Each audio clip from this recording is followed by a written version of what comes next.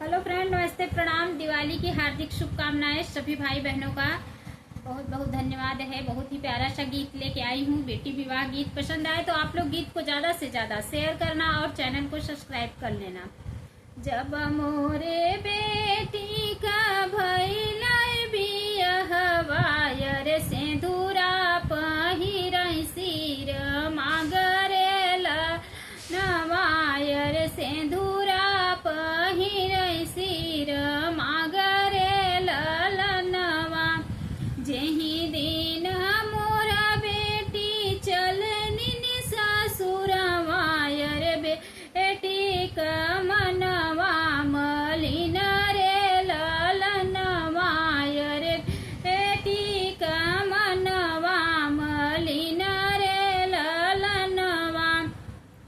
माई फेकरी रोवै बाबा समुझावै सुन धन अरझ हमार रे ललनवा रे सुन धन अरझ हमार रे ललनवा। माई फेकरी रोवै बाबा समुझावै रे सुन धन अरझ हमार रे ललनवा। बेटी पराया धन होई है दुनिया होई है धना रे है दुनिया का रीति रे ललनवा। बेटी पराया धन होई है धनिया रे है दुनिया का रीति रे ललनवा।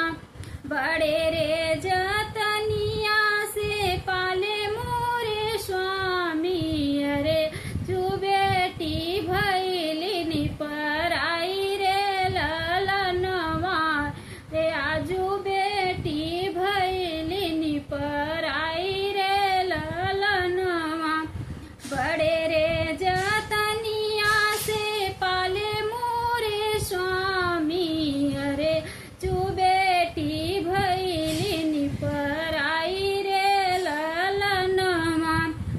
कर कवने करजवा स्वामी बेटी बिन करी अरे फाटे करे जवा हार रे ललनवा रे फाटे करे जवा हार रे ललनवा।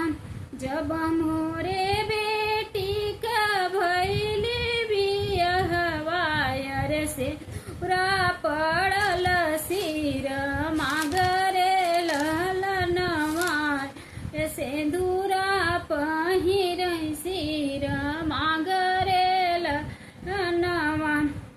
उही दिन मोर बेटी चललिन ससुरवा रे बेटी का मनवा मलिन रे ललनवा। चाची फेकरी रोवै चाचा समुझावै सुन धन अरझ हमार रे ललन आय रे सुन धन अरझ हमार रे ललनवा। बेटी पराया होई है मोर धन अरे है दुनिया करीति रे ललनवा रे है दुनिया करीति रे ललनवा। बड़े रे जतनिया से पाले अरे स्वामी अरे आजू बेटी होई है राई रे ललनवा रे आजू बेटी